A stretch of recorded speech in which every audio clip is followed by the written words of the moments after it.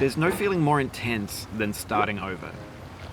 If you deleted your homework the day before it was due, as I have, or if you left your wallet at home and you have to go back after spending an hour in the commute.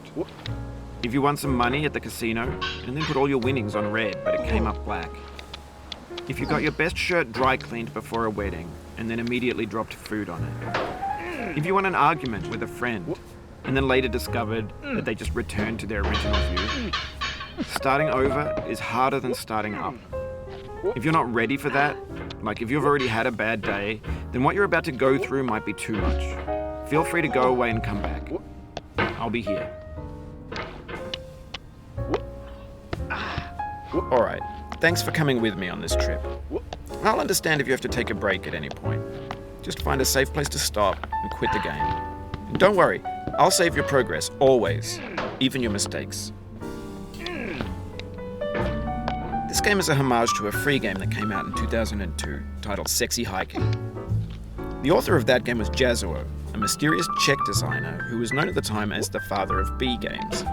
And B games are rough assemblages of found objects. Designers slap them together very quickly and freely, and they're often too rough and unfriendly to gain much of a following. They're built more for the joy of building them than as polished products. In a certain way, Sexy Hiking is the perfect embodiment of a B game. It's built almost entirely out of found and recycled parts, and it's one of the most unusual and unfriendly games of its time. In it, your task is simply to drag yourself up a mountain with a hammer. And that act of climbing, in the digital world or in real life, has certain essential properties that give the game its flavor. No amount of forward progress is guaranteed. Some cliffs are too sheer or too slippery.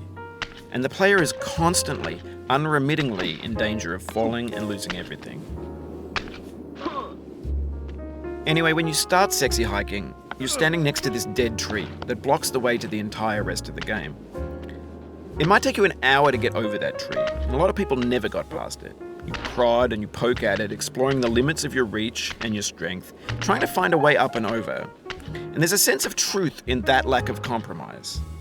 Most obstacles in video game worlds are fake.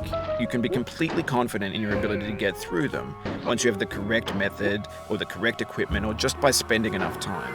In that sense, every pixelated obstacle in Sexy Hiking is real. The obstacles in Sexy Hiking are unyielding, and that makes the game uniquely frustrating.